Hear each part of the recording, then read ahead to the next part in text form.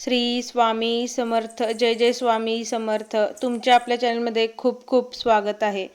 तर सुख शांती समृद्धी आरोग्य प्राप्तीकरता भक्तांच्या सर्व इच्छा पूर्ण करणारे श्री स्वामी समर्थांचे 9 गुरुवारचे व्रत कसे करायचे ते आपण आजच्या व्हिडिओमध्ये पाहणार आहोत. तर व्रताविषयी काही सूचना. 1. हे व्रत 9 गुरुवारचे असल्याने कोणत्याही गुरुवारी या व्रताचा आरंभ करावा व सलग 9 गुरुवार करून या व्रताचे 10व्या गुरुवारी उद्यापन करावे. ज्या उद्देशापूर्वीसाठी हे व्रत करत आहात तो व्रत संकल्प पहिल्याच गुरुवारी करावा. 2. हे व्रत अमुकच एकाने करावे असे कोणतेही बंधन नाही. हे व्रत कोणत्याही धर्मातील आबालवृद्ध, तरुण तरुणी, पत्नी पतीने केले तरी चालते. फक्त हे व्रत अन्यभावाने करणे महत्त्वाचे आहे. 3.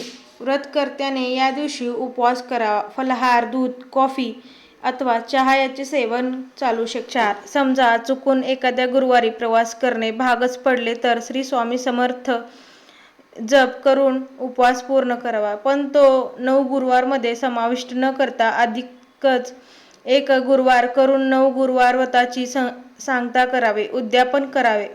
5. स्त्रियांच्या बाबतीत व्रत काळात मासिक अडचण आल्यास केवळ उपवास करावा, पण तो गुरुवार व्रत संकल्पात गृहीत धरू नये. जेवढे गुरुवार आड येतील तेवढे गुरुवार अधिक करून 9 संख्या पूर्ण करावे व 10व्या गुरुवारी व्रताचे उद्यापन करावे. 6. 9 गुरुवारचे हे व्रत आपले मनोवचित पूर्ण करणारे असे व्रत आहे.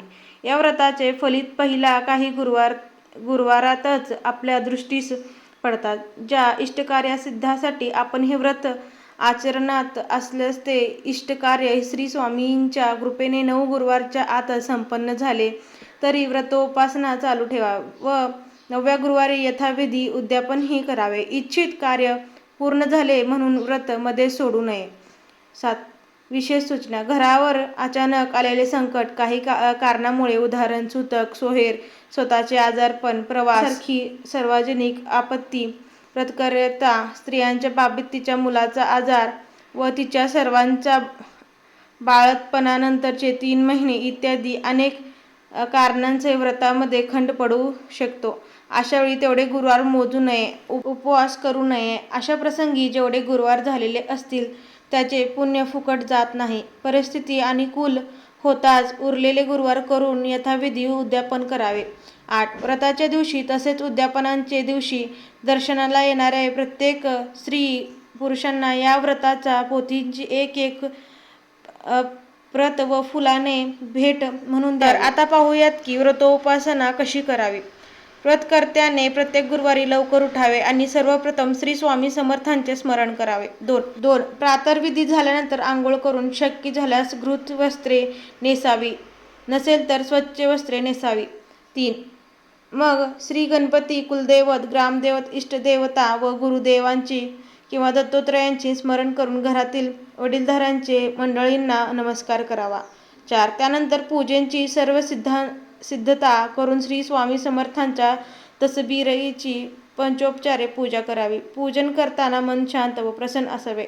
व्रतदैवत श्री स्वामी समर्थ आपल्या समोर साक्षात बसलेले आहेत असा भाव ठेवावा. टिप. या पूजेची विधी याच पुस्तिकेत अन्यत्र दिलेली आहे त्याप्रमाणे पूजा करावी. 5. सायंकाळी श्री स्वामी समर्थांच्या फोटोसमोर अगरबत्ती व तुपाचा दिवा लावावा. साजूक तुपाचे निरंजन लावल्यास मंगल्य निर्माण होतो. 6. श्री स्वामी समर्थ आपल्या सर्व भक्तांना तसेच अतिथी अभाग्यतांना प्रेमाने खाऊ घालतील. गावातून मागून आणलेले मिश्रान्न मुक्या प्राण्यांना, भुकेलेल्या चिमणी पाखरांना देऊन मग स्वतः 2 घास खात. हे सर्व लक्षात घेऊन आपण ही व्रतदिनी यथाशक्ती अन्नदान करावे. दारी आलेल्या याचकास विमुख पाठवू नये. भुकेल्यास अन्न द्यावे. कुत्र्याला चपाती घालावी. गाईला गोग्रास द्यावा. मुंग्यांना साखर घालावी. कबुतरांना वा पक्ष्यांना दाणे घालावे. यापैकी जे जमेल ते करावे. पूजेकरिता लागणारे साहित्य, पूजेचा नैवेद्य, पूजेची मांडणी, पूजा प्रारंभ, देवतास्मरण, संकल्प हे कसे करायचे तर नेक्स्ट पार्टमध्ये आपण पाहणार आहोत. कारण की हा व्हिडिओ खूप मोठा होत आहे त्यामुळे नेक्स्ट पार्ट आपण बनवूयात. श्री स्वामी समर्थ. जय जय स्वामी समर्थ. व्हिडिओ आवडला असेल तर आपल्या चॅनलला सबस्क्राईब, लाईक, शेअर, कमेंट करायला विसरू नका. श्री स्वामी समर्थ.